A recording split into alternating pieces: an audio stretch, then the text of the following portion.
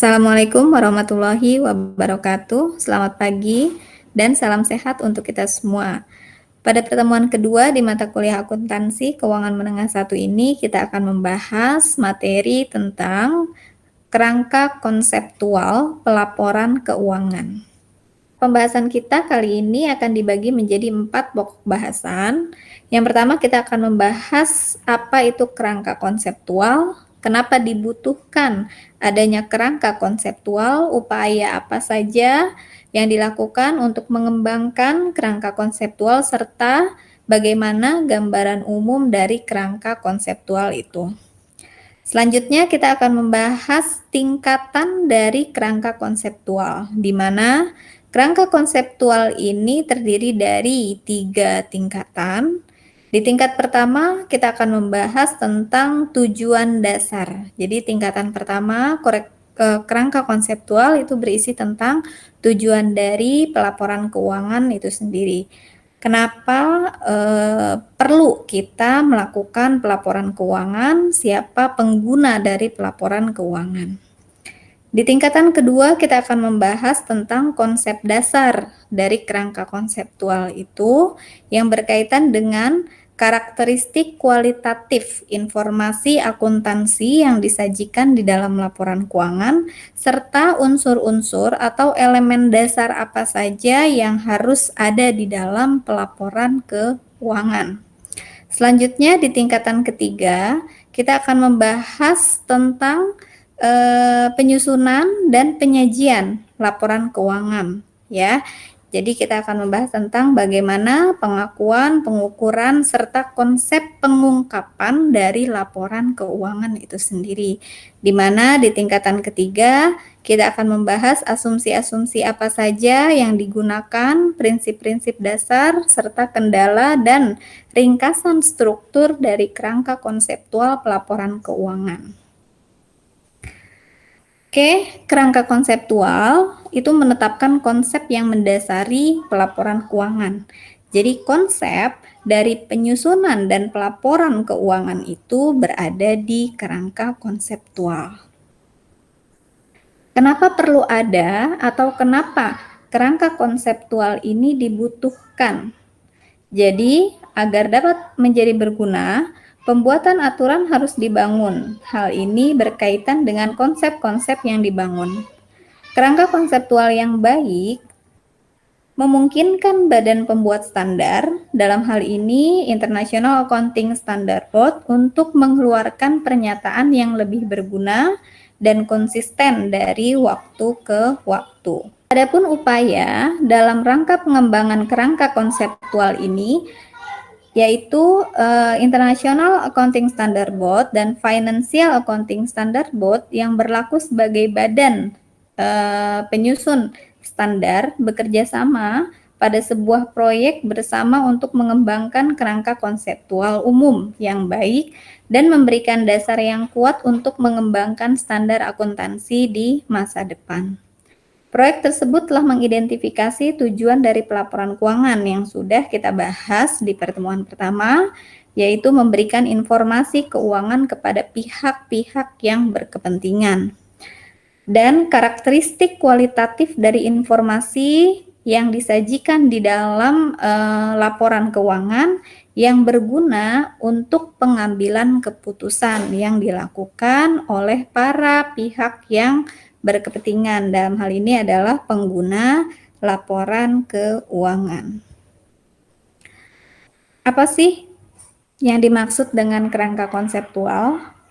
Jadi kerangka konseptual ini adalah suatu konsep di mana konsep inilah yang menjadi dasar kita dalam kita melakukan penyusunan dan penyajian laporan keuangan untuk tujuan umum.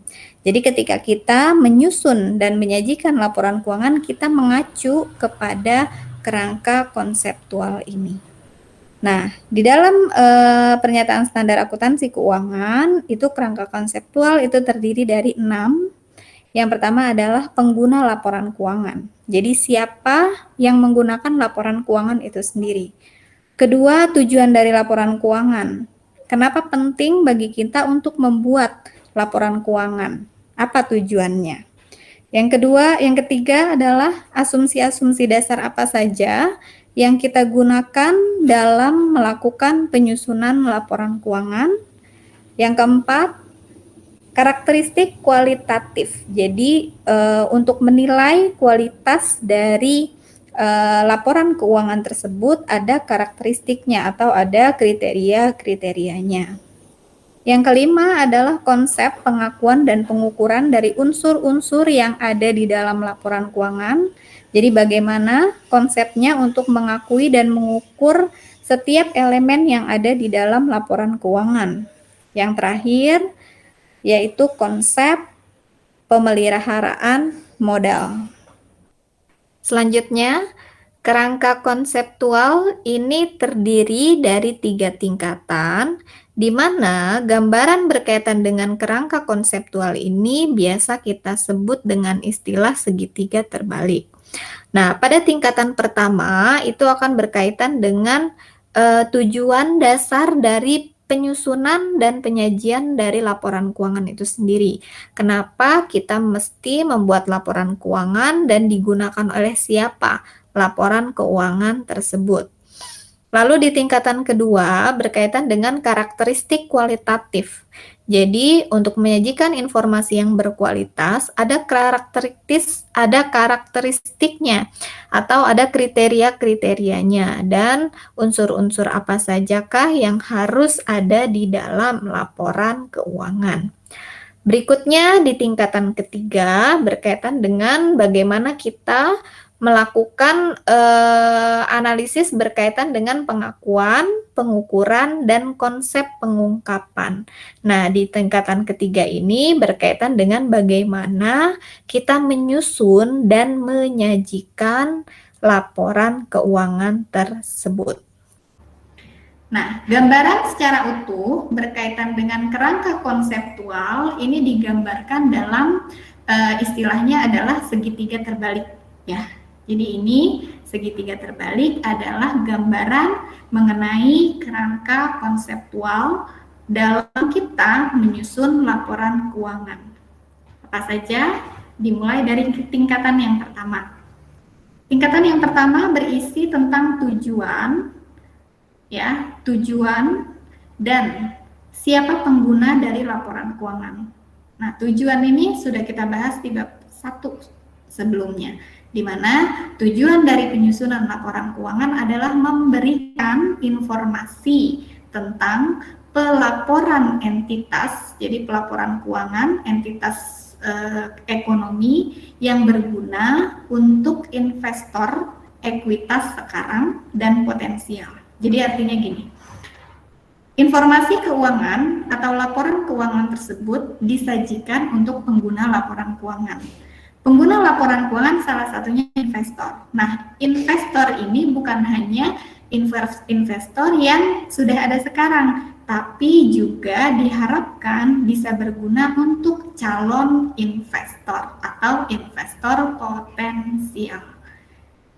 Orang yang sebelumnya belum menanamkan sahamnya di perusahaan kita, dengan melihat laporan keuangan diharapkan dia bisa tertarik untuk menginvestasikan dananya dalam bentuk saham ke perusahaan. Berikutnya, tujuannya juga disajikan kepada pengguna eksternal lainnya, salah satunya adalah kreditor. Nah, diharapkan informasi laporan keuangan ini bertujuan agar dapat digunakan oleh kreditor untuk pengambilan keputusan apakah dia memberikan dana pinjaman kepada perusahaan atau tidak, seperti itu. Nah, dari tujuan tersebut kita bisa mengetahui bahwa tujuan dari laporan keuangan adalah memberikan informasi keuangan kepada pengguna. Siapa penggunanya? Yaitu adalah investor dan kreditor, di mana investor dan kreditor tersebut adalah penyandang dana dari aktivitas operasional perusahaan. Karena kalau kita bicara tentang sumber dana perusahaan pasti ada dua, modal sendiri atau pinjaman dari pihak lain. Itu di kerangka konseptual di tingkat dasar. Berikutnya, di tingkat kedua, kita akan membahas tentang konsep dasar. Konsep dasar dalam penyusunan laporan keuangan artinya laporan keuangan yang disajikan itu harus memenuhi karakteristik kualitatif. Jadi, informasi keuangan yang disajikan harus berkualitas. Informasi keuangan yang berkualitas itu dapat diukur dalam dua jenis karakteristik, yaitu kualitas dasar dan peningkatan kualitas. Nanti akan kita bahas lebih detailnya berkaitan dengan apa saja kualitas dasar yang menjadi acuan dan apa saja peningkatan kualitas yang menjadi acuan untuk menilai kualitas dari laporan keuangan. Nah, berikutnya di tingkatan kedua, dalam kerangka konseptual kita juga akan disajikan apa saja unsur-unsur atau elemen-elemen yang harus disajikan dalam laporan keuangan. Di mana di dalam laporan keuangan kita mengenal ada 5 tipe elemen laporan keuangan yang terdiri dari aset, kewajiban atau liabilitas, ekuitas atau modal, penghasilan, dan beban. Unsur-unsur ini bisa kita lihat dari dua jenis laporan keuangan, ya. Untuk aset, liabilitas, dan ekuitas, kita bisa melihat informasinya dari laporan yang disajikan berupa laporan posisi keuangan, atau istilahnya laporan neraca. Nah, di dalam laporan neraca kita bisa mengetahui tuh berapa nilai aset, berapa nilai kewajiban, dan berapa nilai ekuitas yang dimiliki perusahaan. Sedangkan untuk elemen penghasilan dan beban, kita bisa melihatnya dari laporan laba rugi. Ya, jadi itulah unsur-unsur yang harus disajikan di dalam laporan keuangan. Nah, berikutnya di tingkat ketiga, itu berkaitan dengan bagaimana kita menyusun dan menyajikan laporan keuangan. Artinya, bagaimana kita melakukan pengakuan, bagaimana melakukan pengukuran, dan bagaimana kita melakukan penyajian dari masing-masing laporan keuangan. Nah, untuk mengakui, mengukur, dan menyajikan tersebut, ada asumsi-asumsi dan prinsip-prinsip dasar yang bisa kita gunakan untuk menyusun laporan keuangan. Apa saja asumsi-asumsinya? Yaitu asumsi entitas ekonomi, kelangsungan usaha, unit moneter, periodisitas, dan akrual basis. Adapun prinsip-prinsip untuk melakukan pengukuran, yaitu prinsip bagaimana kita mengukur penyajian, terus pengakuan pendapatan, pengakuan beban, dan pengungkapan penuh. Dan terakhir, dalam melakukan penyajian dan laporan keuangan tersebut, kita tentunya akan mengalami beberapa kendala, di mana kendala tersebut bisa berupa biaya dan juga materialitas dari nilai yang disajikan. Nah, itu adalah gambaran umum berkaitan dengan konsep-konsep yang mendasari kita dalam menyusun laporan keuangan. Oke, nah sekarang kita akan bahas lebih detail masing-masing tingkatan kerangka konseptualnya. Dimulai dari tingkatan yang pertama. Tujuan dasar dari penyusunan laporan keuangan ini adalah untuk memberikan informasi keuangan tentang pelaporan entitas yang berguna untuk investor sekarang dan potensial. Seperti yang tadi sudah dijelaskan ya, pemberi pinjaman dan kreditor lainnya dalam membuat keputusan dengan kapasitas mereka sebagai penyedia modal. Jadi artinya tujuan utama dari penyusunan laporan keuangan ini adalah menyajikan informasi kepada pihak penyedia modal, yaitu investor dan kreditor. Oke. Nah, berikutnya pada tingkatan kedua tadi kita akan membahas konsep dasar, di mana dalam penyusunan laporan keuangan ada dua konsep dasar yang harus kita pahami atau kita sajikan di dalam laporan keuangan. Yang pertama adalah konsep dasar berkaitan dengan karakteristik kualitatif laporan keuangan, dan yang kedua adalah berkaitan dengan unsur-unsur dari laporan keuangan. Oke. Yang pertama, karakteristik kualitatif informasi akuntansi. Karakteristik kualitatif itu bisa kita sederhanakan, bahasa sederhananya adalah kriteria-kriteria apa saja yang bisa kita jadikan acuan untuk menilai apakah informasi tersebut berkualitas atau tidak. Nah, IASB ya, International Accounting Standard Board, mengidentifikasi karakteristik kualitatif dari informasi akuntansi itu dibedakan menjadi dua, yaitu informasi yang berguna dan informasi yang tidak atau kurang berguna. Informasi yang berguna tentunya adalah informasi yang berkualitas. Nah, sedangkan informasi yang kurang berguna untuk pengambilan keputusan itu adalah informasi yang tidak berkualitas. Nah, informasi karakteristik kualitatif informasi laporan keuangan seperti yang tadi disajikan di gambaran umum kerangka konseptual itu kan terdiri dari dua jenis, ya, yaitu yang pertama adalah kualitas dasar dan peningkatan kualitas. Nah, ini kita lihat kalau dari gambaran ini kita bisa ilustrasikan. Pertama, informasi keuangan itu kan ditujukan untuk penyedia modal, investor dan kreditor.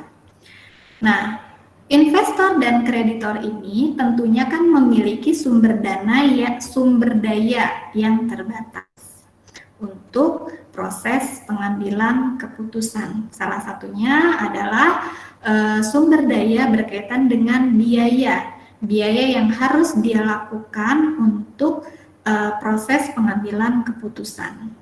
Jadi untuk melakukan proses pengambilan keputusan, ada biaya-biaya yang harus dikeluarkan oleh para penyedia modal ini. Nah, itu menjadi salah satu kendala bagi para penyedia modal untuk pengambilan keputusan.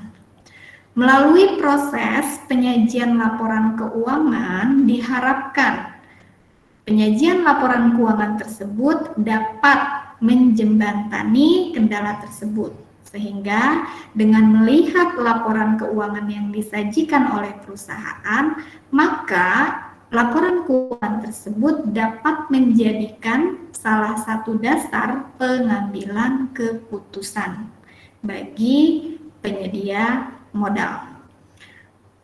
Informasi yang berkualitas tentunya dapat menjadikan dasar bagi penyedia modal untuk mengambil keputusan yang tepat. Nah, karakteristik atau kriteria-kriteria apa saja yang bisa kita gunakan untuk menilai laporan keuangan tersebut berkualitas atau tidak? Yang pertama, karakteristik kualitatif laporan keuangan. Yang pertama adalah dinilai dari kualitas dasarnya. Ini ya, di bagian keempat. Kualitas dasar dari karakteristik kualitatif laporan keuangan ada dua, yaitu relevansi dan juga penyajian yang jujur. Jadi artinya informasi yang berkualitas itu adalah informasi yang relevan. Relevan artinya berhubungan dengan pengambilan keputusan oleh penyedia modal. Sedangkan penyajian yang tulus artinya informasi yang disajikan di dalam laporan keuangan menyajikan informasi yang sebenarnya dari kondisi perusahaan, ya. Nah, untuk menilai apakah informasi laporan keuangan tersebut memiliki nilai relevansi atau tidak bagi pengguna laporan keuangan, kita bisa melihat apakah laporan keuangan tersebut memiliki 3 kriteria berikut. Ya. Apakah laporan keuangannya memiliki nilai prediktif, memiliki nilai konfirmasi, dan memiliki nilai materialitas. Laporan keuangan yang memiliki nilai prediktif artinya gini. Laporan keuangan tersebut, jadi dengan membaca laporan keuangan, pengguna laporan keuangan bisa mengambil keputusan karena laporan keuangan yang disajikan memberikan informasi yang prediktif. Jadi artinya kita bisa memprediksi di kemudian hari, di masa mendatang, apakah perusahaan ini akan berkembang atau tidak. Kalau dengan laporan keuangan kita tidak bisa memprediksi kondisi keuangan di masa depan, artinya laporan keuangan tersebut tidak memiliki nilai relevansi karena tidak membantu kita untuk proses pengambilan keputusan dalam penyajian laporan keuangan.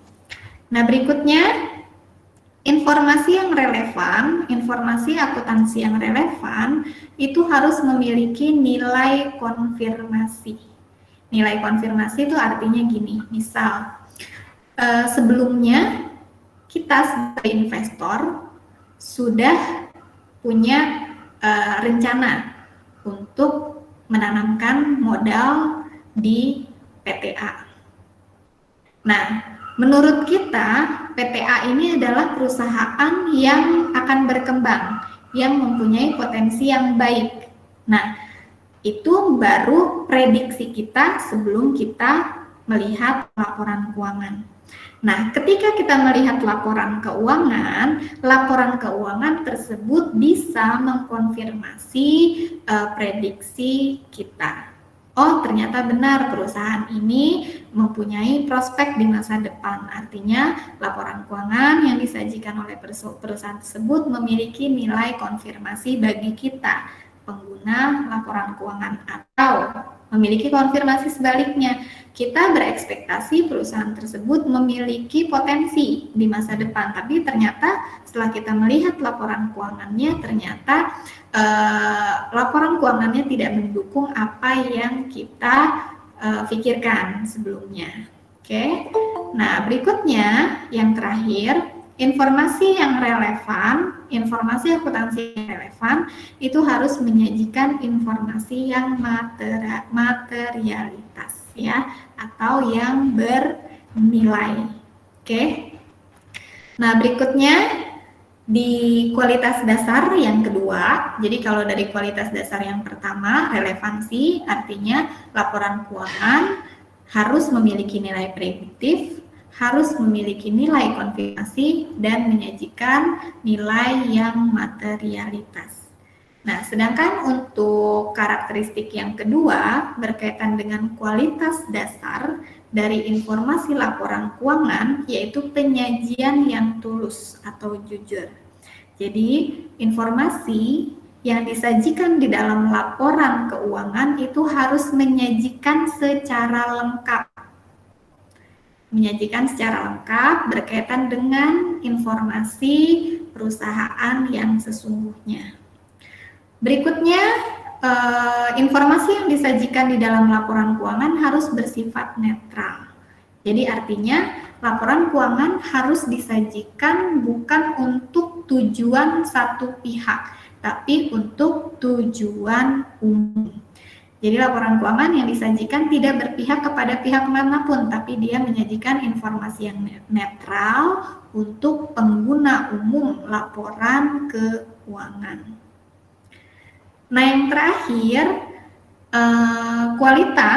karakteristik kualitatif dasar dari laporan keuangan yang berikutnya, yang ketiga, laporan keuangan disajikan dengan bebas dari kesalahan, jadi bebas dari salah saji. Nah, itulah karakteristik kualitas dasar untuk kita menilai apakah laporan keuangan tersebut berkualitas atau tidak. Oke. Nah, berikutnya karakteristik kualitatif yang kedua, tadi yang pertama adalah karakteristik kualitas dasar. Nah, yang kedua adalah karakteristik peningkatan kualitas. Nah, berkaitan dengan peningkatan kualitas, laporan keuangan yang berkualitas itu harus menyajikan atau harus terdiri dari 4 kriteria. Yang paling bawah ini ya. Yang paling bawah, kriteria yang pertama, laporan keuangan yang disajikan dinilai memiliki peningkatan kualitas apabila laporan keuangan tersebut dapat dibandingkan.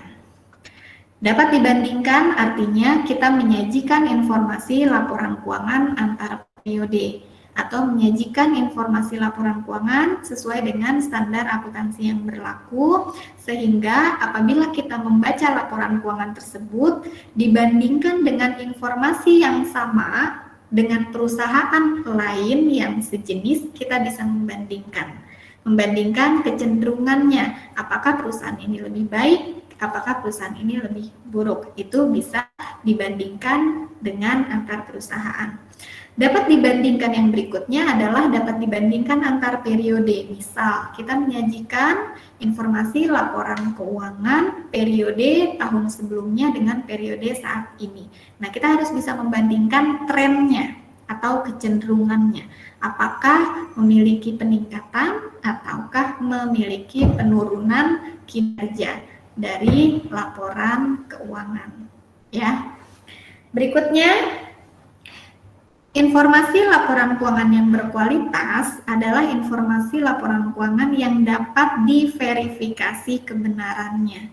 Jadi, data yang disajikan di dalam laporan keuangan itu dapat diverifikasi kebenaran datanya. Ya. Nah, berikutnya, informasi yang berkualitas adalah informasi yang disajikan secara tepat waktu.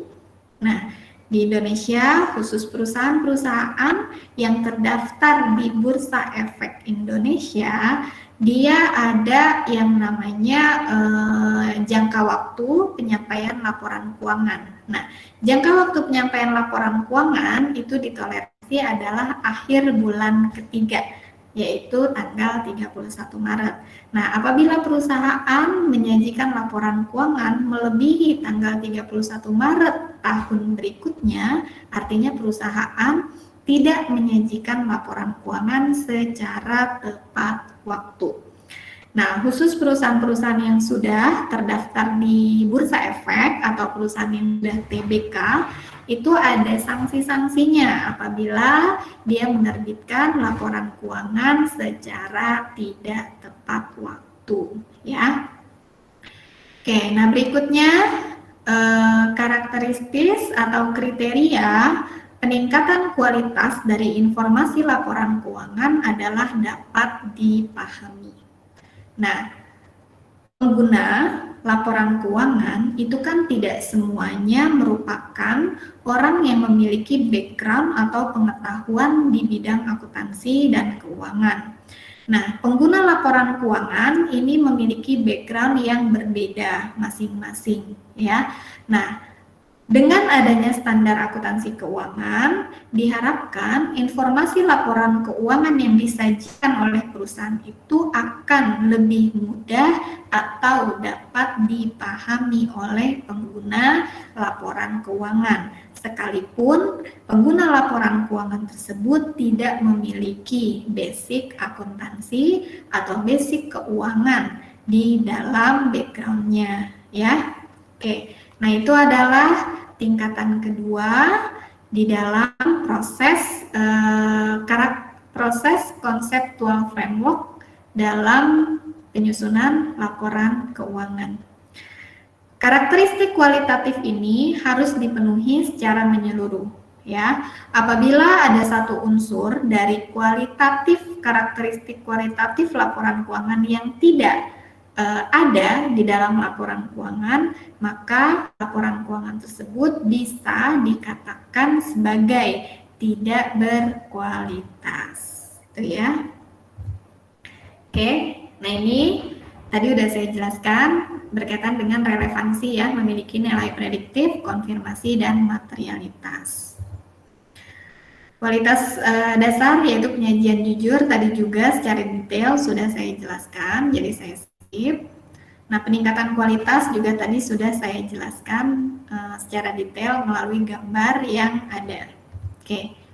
Nah, ini adalah kembali lagi disajikan gambaran berkaitan dengan kerangka konseptual dalam penyusunan laporan keuangan. Oke.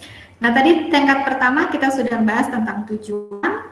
Nah, di tingkat kedua kita juga sudah membahas berkaitan dengan karakteristik kualitatif informasi laporan keuangan yang kualitas dasar dan peningkatan kualitas. Oke, nah sekarang kita masih membahas di tingkatan kedua dalam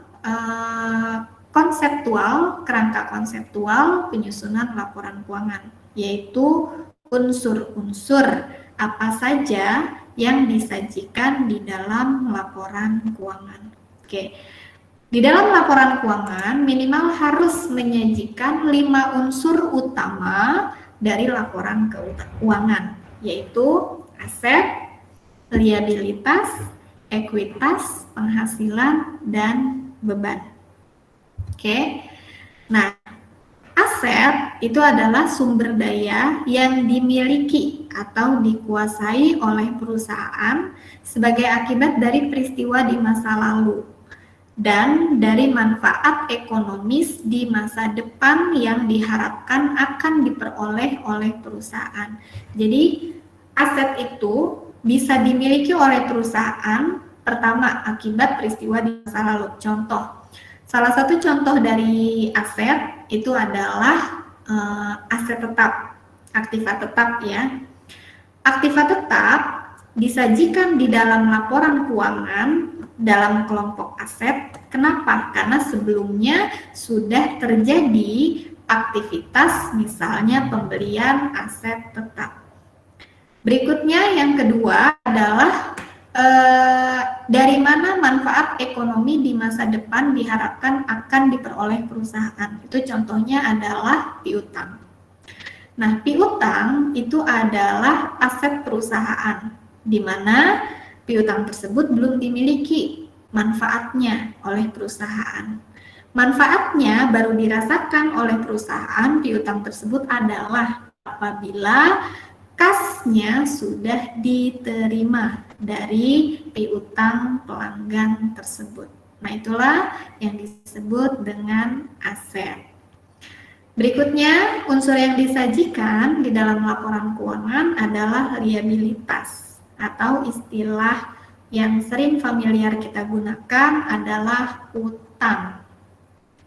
Liabilitas adalah utang perusahaan saat ini dari entitas yang timbul dari peristiwa masa lalu. Jadi utang itu timbul dari peristiwa atau transaksi yang terjadi sebelumnya. Contoh, kita melakukan pembelian barang secara kredit. Nah, timbullah yang namanya utang. Utang yaitu timbul utang, artinya ada kewajiban kita untuk melunasi utang tersebut yang timbul akibat dari peristiwa sebelumnya, yaitu melakukan pembelian secara kredit. Itu contohnya ya. Nah, penyelesaiannya diharapkan mengakibatkan arus keluar, betul ya. Jadi kalau misalnya penyelesaian kewajiban, tentunya ada arus kas keluar dari sumber daya yang dimiliki oleh perusahaan yang mengandung manfaat ekonomi. Ya. Berikutnya, yang ketiga, ekuitas. Ekuitas atau istilah lainnya sebelumnya disebutkan dengan istilah modal. Ekuitas di sini adalah nilai residual atau nilai sisa ya, nilai sisa atas aset perusahaan setelah dikurangi dengan semua kewajiban. Itulah modal yang dimiliki perusahaan. Berarti kembali lagi ke persamaan dasar akuntansi. Aset sama dengan liabilitas ditambah modal, sehingga untuk memperoleh modal adalah aset dikurangi dengan liabilitas. Itulah nilai modal yang dimiliki oleh perusahaan. Oke. Berikutnya unsur yang keempat yang harus disajikan di dalam laporan keuangan berdasarkan kerangka konseptual itu adalah penghasilan. Apa itu penghasilan? Nah, penghasilan adalah kenaikan manfaat ekonomis selama suatu periode akuntansi dalam bentuk pemasukan atau penambahan aset atau penurunan liabilitas yang mengakibatkan kenaikan ekuitas yang tidak berasal dari kontribusi penanaman modal. Jadi penghasilan ini pada akhirnya dia akan berakhir atau mengakibatkan penambahan aset. Sebagai contoh penghasilan itu berasal dari transaksi penjualan. Penjualan terjadi, artinya ada penghasilan yang bertambah. Akibat adanya penambahan penghasilan tersebut, maka akan berakibat aset perusahaan akan menjadi meningkat. Aset perusahaan tersebut bisa berbentuk kas kalau penjualannya tersebut merupakan penjualan tunai. Nah, kalau penjualannya merupakan penjualan kredit, juga ada peningkatan aset, tapi dalam bentuk piutang. Nah, itulah yang disebut dengan penghasilan. Nah, berikutnya, kalau beban kebalikan dari penghasilan, yaitu penurunan manfaat ekonomis selama suatu periode akuntansi yang mengakibatkan berkurangnya aset atau terjadinya liabilitas, ya, yang mengakibatkan penurunan ekuitas yang tidak menyangkut pembagian kepada penanam modal. Jadi artinya beban itu dengan kita melakukan pengeluaran beban, tentunya aset di perusahaan, aset yang dimiliki perusahaan itu akan menjadi lebih rendah, ya, atau aset tidak berkurang tapi ada peningkatan liabilitas. Itulah yang disebut dengan beban. Sebagai contoh, beban yang terjadi salah satunya adalah kita melakukan pembayaran gaji, misal. Melakukan pembayaran gaji berarti beban bertambah, kas berkurang. Kas merupakan salah satu bagian dari aset. Itu kalau memang pembayarannya secara tunai. Beda halnya kalau kita baru melakukan pencatatan atau pengakuan beban. Jadi kita baru bikin jurnal penyesuaian nih di akhir periode. Beban gaji debit, kreditnya adalah hutang gaji. Kenapa? Karena gajinya baru akan dibayarkan di periode berikutnya. Maka dari transaksi beban tersebut mengakibatkan adanya penambahan beban dan peningkatan liabilitas dengan bertambahnya utang beban. Nah, efek kepada modal, karena efek kepada modal tentunya modalnya ekuitas akan menjadi berkurang, ya. Oke, berikutnya. Nah, ini ada kita diminta untuk mengidentifikasi. Tadi kan kita sudah membahas tentang karakteristik kualitatif dari informasi yang tersedia di dalam laporan keuangan. Kita disuruh mencocokkan pernyataan yang pertama itu masuk ke dalam kriteria karakteristik yang mana. Seperti itu ya. Kalau ada yang mau coba menjawab, boleh. Yang pertama, ini karena kebetulan saya pakai mode slideshow. Kalau mau coba menjawab, tolong disebutkan namanya karena tidak terlihat di layar saya ya. Yang pertama gini, karakteristik kualitatif digunakan jika perusahaan dalam industri yang sama menggunakan prinsip akuntansi yang sama. Jadi kalau misalnya perusahaan dengan jenis yang sama menggunakan prinsip atau standar akuntansi yang sama, itu merupakan atau masuk ke dalam karakteristik kualitatif atau masuk ke dalam kriteria laporan keuangan yang berkualitas. Itu seperti apa? Jadi masuknya, dia masuk ke dalam karakteristik yang mana nih? Kalau dari pernyataan yang pertama, menurut kalian yang mana tuh? Dapat dibandingkan, Bu. Dapat dibandingkan. Dapat dibandingkan. Jadi informasi laporan keuangan yang disajikan di laporan keuangan yang satu perusahaan dengan satu perusahaan lainnya itu dapat dibandingkan apabila menggunakan prinsip akuntansi yang sama.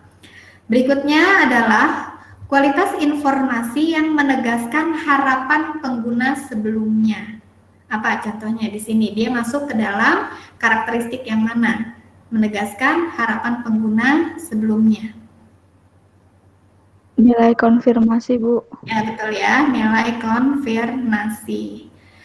Nah, yang terakhir, imperatif untuk memberikan perbandingan dari perusahaan antar periode. Apa tuh? Imperatif. Dapat dibandingkan. Ya, dapat dibandingkan. Nah, yang terakhir, masih ada di slide berikutnya, mengabaikan konsekuensi ekonomi dari standar atau aturan, yaitu menganut unsur netralitas. Netralitas ya. Jadi dia mengabaikan konsekuensi ekonomi dari standar atau aturan umum. Jadi dia menyajikan informasi bukan hanya kepada pihak-pihak tertentu saja, tapi juga menyajikan kepada untuk tujuan umum.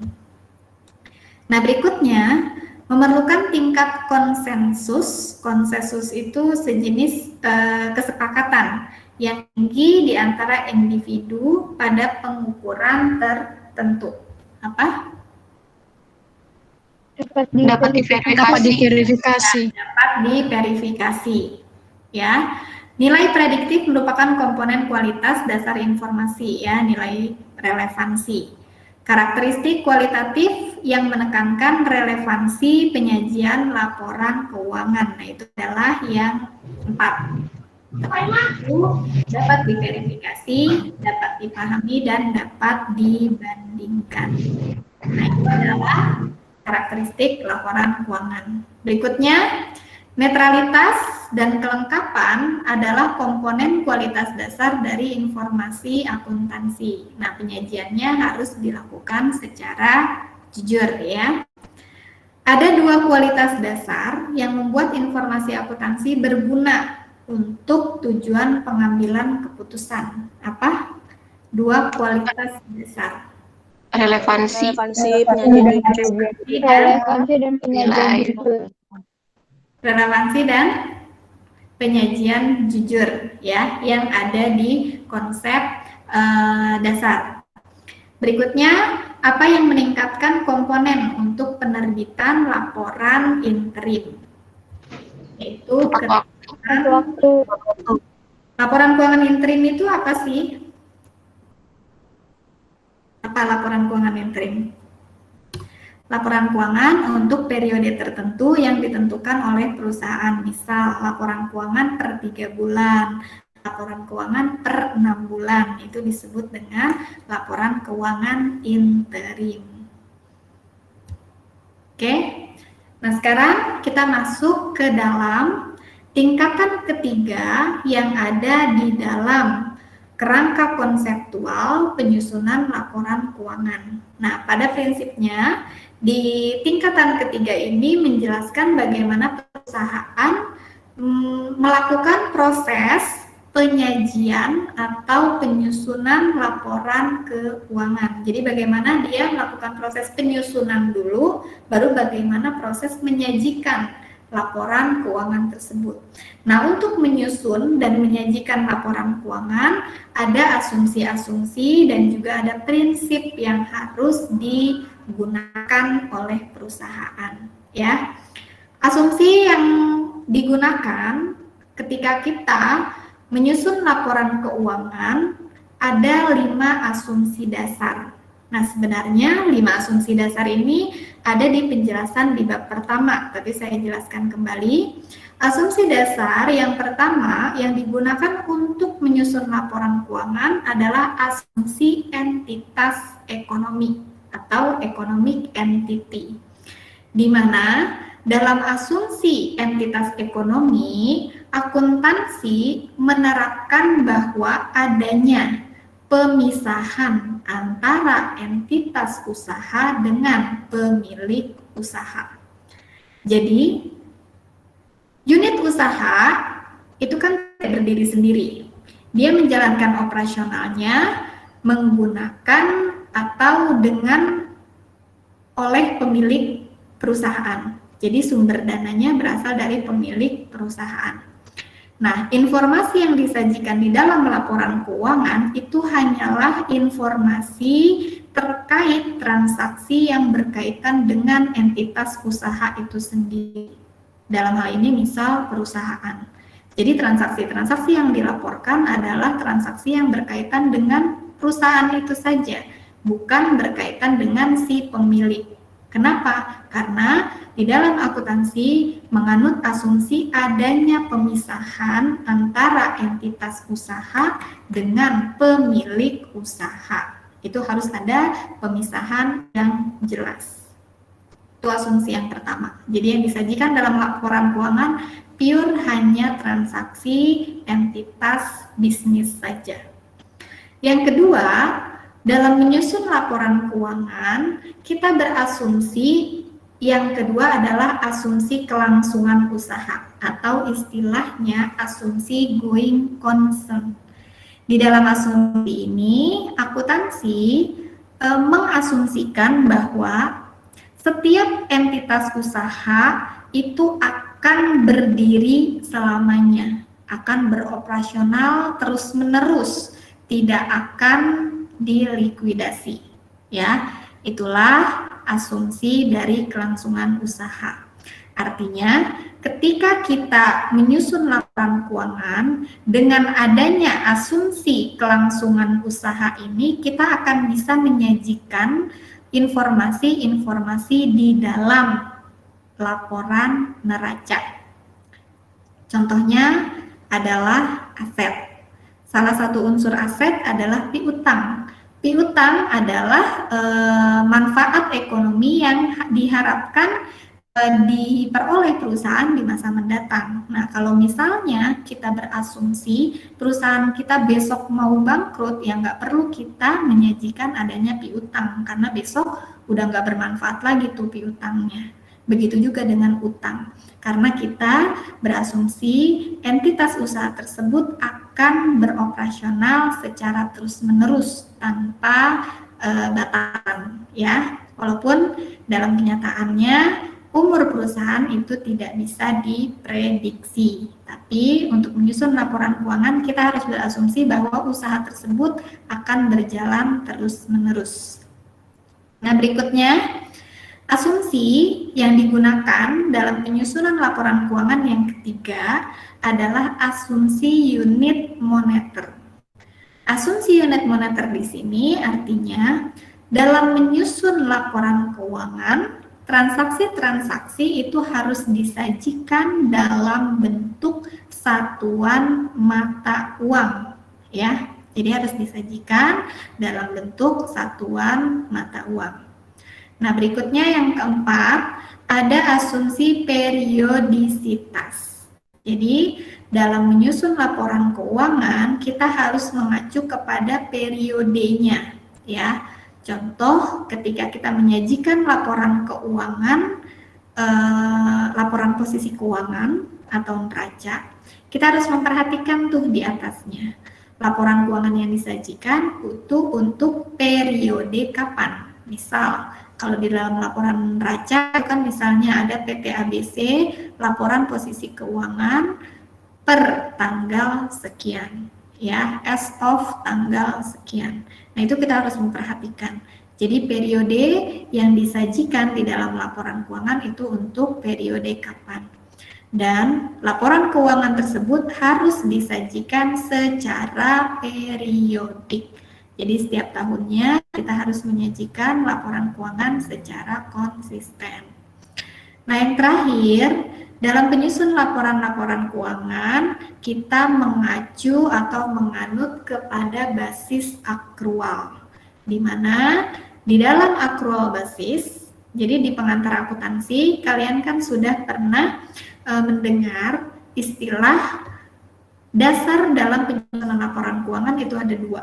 Ada accrual basis dan cash basis. Di mana kalau accrual basis itu menyatakan bahwa transaksi itu harus dicatat dan dilaporkan pada saat transaksi tersebut terjadi, bukan pada saat kasnya diterima. Nah, kalau accrual basis dia akan mengakui atau mencatat adanya transaksi ketika kas tersebut diterima. Nah, dalam penyusunan laporan keuangan kita menganut kepada accrual basis. Makanya kita mengenal ada istilah piutang, ada istilah hutang. Itulah sebab dari penggunaan accrual basis dalam penyusunan laporan keuangan. Sebagai contoh, kita melakukan penjualan pada tanggal 31 Desember 2020. Nah, penjualan tersebut dilakukan secara kredit, artinya kita belum menerima kasnya. Nah, berdasarkan accrual basis, kita harus mengakui adanya pendapatan yaitu pada tanggal 31 Desember 2020. Bukan pada saat kita menerima uangnya, yaitu di tahun berikutnya. Sehingga di dalam accrual basis kita mengakui pendapatan di 31 Desember dari contoh kita tadi dan mengakui adanya piutang yang akan dibawa di periode berikutnya. Ya, itulah asumsi-asumsi yang kita gunakan dalam penyusunan laporan keuangan. Nah, berikutnya adalah prinsip. Dalam menyajikan laporan keuangan, ada prinsip-prinsip yang harus kita gunakan untuk menyatakan angka yang disajikan di dalam laporan keuangan. Ya, nah ini coba saya lihat.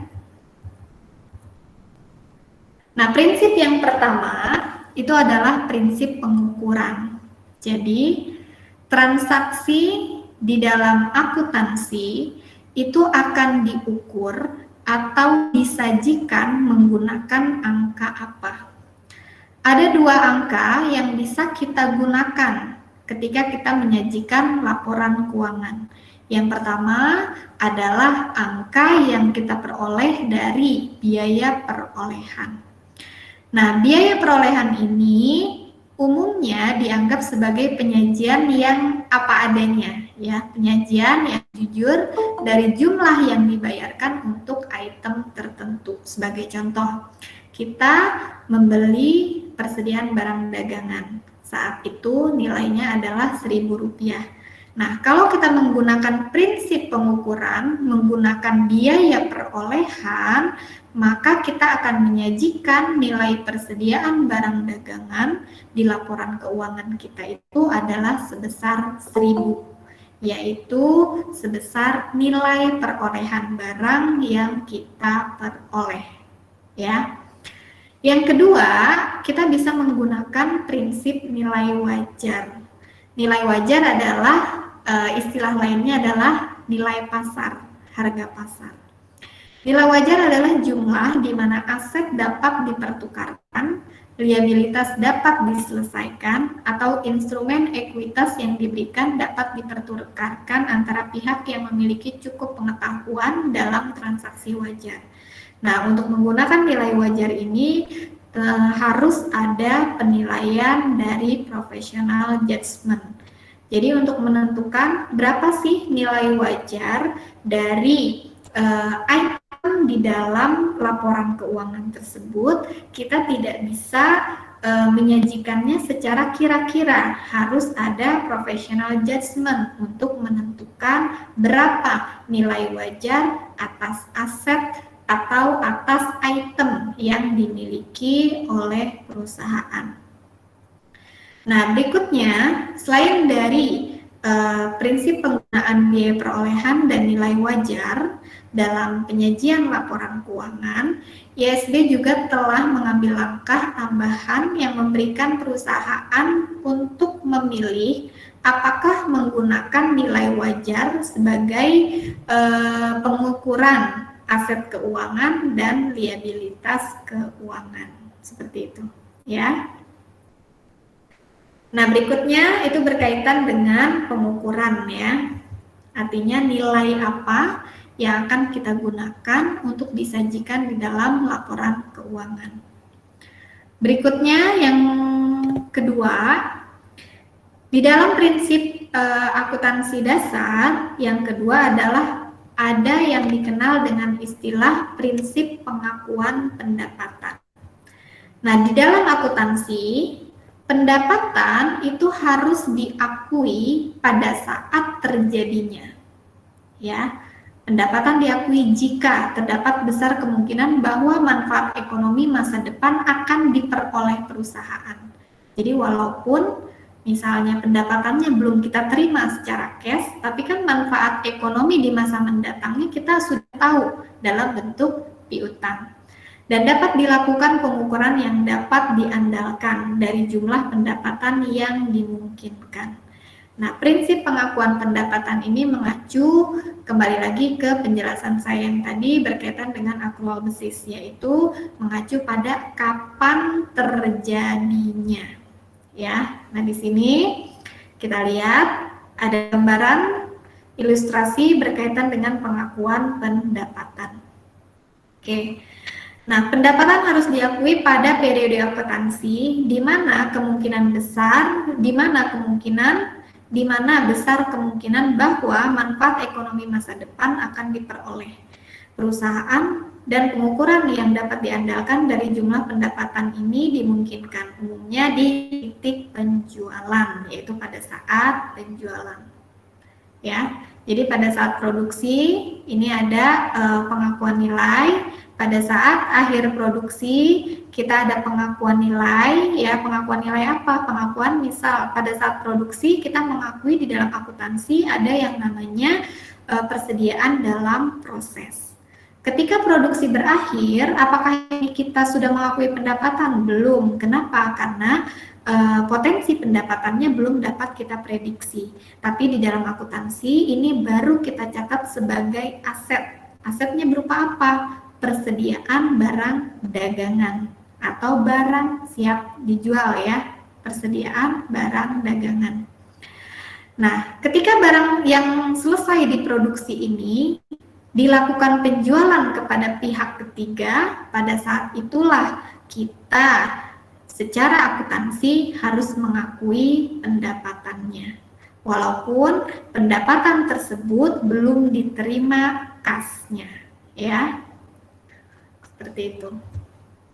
Oke, nah berikutnya yang ketiga, prinsip dalam penyajian dan penyusunan laporan keuangan adalah bagaimana kita melakukan pengakuan beban. Kalau tadi adalah pengakuan pendapatan, nah ini adalah pengakuan beban.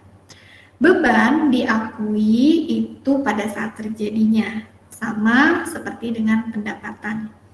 Nah, arus keluar atau penggunaan lain dari aset dan munculnya liabilitas atau hubungan keduanya selama periode sebagai akibat dari pengiriman atau produksi barang dan atau penyediaan jasa. Jadi artinya gini, beban secara akuntansi itu dibagi menjadi dua. Beban yang berhubungan langsung dengan pendapatan dan beban yang tidak berhubungan langsung dengan pendapatan. Nah, beban yang berhubungan langsung dengan pendapatan itu diakui pada saat pendapatan tersebut terjadi. Nah, itu kita mengenal dengan istilah yang namanya pengakuan harga pokok penjualan. Jadi dalam akuntansi di pengantar akuntansi sebelumnya kan kalian sudah belajar bagaimana melakukan pencatatan atas transaksi penjualan. Ketika kita melakukan penjualan, perusahaan kita menggunakan metode perpetual, misalnya menggunakan metode perpetual dalam pencatatan persediaannya. Ada dua yang harus kita catat ketika kita melakukan pencatatan. Pertama, kita akui pendapatannya. Yang kedua, kita akui bebannya dengan cara mengakui harga pokok penjualan. Jadi waktu kita jual kan kita jurnal sebagai ini. Misal penjualannya tunai. Debit kas bank, kreditnya adalah penjualan. Itu disebut dengan pengakuan pendapatan. Nah, pengakuan beban untuk beban yang berhubungan langsung dengan pendapatan itu harus diakui pada saat pendapatan tersebut diterima. Makanya ada jurnal yang kedua, yaitu debit harga pokok penjualan, kreditnya adalah persediaan barang dagang. Nah, itu adalah pengakuan beban yang dilakukan pada saat terjadinya pendapatan. Seperti itu. Sedangkan untuk beban-beban yang tidak memiliki hubungan langsung dengan pendapatan, contohnya kalau di sini adalah biaya gaji, biaya administrasi, dan biaya-biaya lainnya yang tidak berhubungan langsung dengan pendapatan tersebut, itu harus diakui pada saat terjadinya. Jadi kapan kita mengakui beban tersebut? Contoh, beban gaji untuk bulan Januari harus diakui di bulan Januari, walaupun pembayarannya baru dilakukan di bulan awal Februari. Nah itu ya, oke. Nah, ada satu prinsip lagi yang berkaitan dengan prinsip pengakuan beban dan pengakuan pendapatan. Di pertemuan pertama, di penjelasan sebelumnya, itu kita mengenal yang namanya matching principle atau prinsip mempertemukan antara pendapatan dan biaya. Nah, inilah penerapan dari matching principle tersebut ya. Oke, nah berikutnya prinsip yang keempat dalam penyusunan dan penyajian laporan keuangan itu adalah prinsip full disclosure atau pengungkapan penuh, di mana laporan keuangan yang disajikan harus memberikan informasi yang cukup penting untuk mempengaruhi penilaian dan keputusan pengguna laporan keuangan ya. Nah, pengungkapan penuh tersebut diberikan melalui apa? Melalui laporan keuangan. Laporan keuangan apa saja? Laporan laba rugi, laporan perubahan, laporan posisi keuangan, laporan perubahan ekuitas, laporan arus kas, dan catatan atas laporan keuangan, serta informasi tambahan lainnya. Dari informasi-informasi tersebutlah kita harus mengungkapkan secara penuh berkaitan dengan kondisi perusahaan. Oke, nah sekarang kita diminta untuk mengidentifikasi prinsip-prinsip dasar akuntansi yang dijelaskan pada pernyataan berikut. Contoh, Permalab melaporkan pendapatan pada laporan laba ruginya pada saat diperoleh, bukan pada saat pendapatan itu ditagih atau collect itu dikumpulkan ya, ditagih. Itu berkaitan dengan prinsip pengakuan pendapatan. Berikutnya, Google mengakui beban penyusutan untuk mesin selama periode 2 tahun, selama mesin yang membantu perusahaan memperoleh pendapatan. Berarti itu merupakan penerapan dari prinsip pengakuan beban. Kaca corporate Melaporkan informasi tentang tuntutan hukum yang tertunda dalam catatan atas laporan keuangan. Berarti ini penerapan dari pengungkapan secara penuh atau full disclosure. Fujifilm melaporkan tanah dan neracanya dalam jumlah yang dibayarkan untuk memperolehnya, meskipun estimasi yang dilakukan wajar lebih besar. Berarti ini adalah prinsip pengukuran yang menggunakan harga perolehan, ya. Oke. Nah, berikutnya terakhir, di tingkat ketiga, kerangka konseptual laporan keuangan, ada kendala-kendala yang dihadapi dalam proses penyajian laporan keuangan. Kendala tersebut berkaitan dengan biaya dan juga informasi materiality. Biaya atas penyajian informasi itu harus dipertimbangkan terhadap manfaat yang diperoleh dari penggunaannya. Nah, ini terakhir. Nah, terakhir disajikan informasi ringkasan dari kerangka konseptual ketika kita menyusun laporan keuangan. Dimulai dari tujuan. Tujuan ini berfungsi untuk mengetahui mengapa kita perlu membuat laporan keuangan. Berikutnya yang kedua, ini adalah untuk menilai kualitas dari penyajian laporan keuangan. Dan yang terakhir adalah asumsi-asumsi atau prinsip-prinsip yang akan kita gunakan untuk menyusun dan menyajikan laporan keuangan. Bagaimana kita mengimplementasikan dari konsep-konsep yang ada di tingkat pertama dan tingkat kedua. Oke, nah itulah penjelasan dari saya berkaitan dengan materi kita di pertemuan kedua ini, yaitu kerangka konseptual laporan keuangan. Oke, kalau tidak ada pertanyaan lagi, hari ini saya cukupkan materi kita untuk pertemuan kedua. Sampai ketemu lagi di pertemuan berikutnya. Semoga kita semua sehat-sehat selalu, jaga kesehatan ya. Assalamualaikum warahmatullahi wabarakatuh. Waalaikumsalam. Terima kasih Bu. Makasih Bu. Selamat siang Bu. Makasih Bu.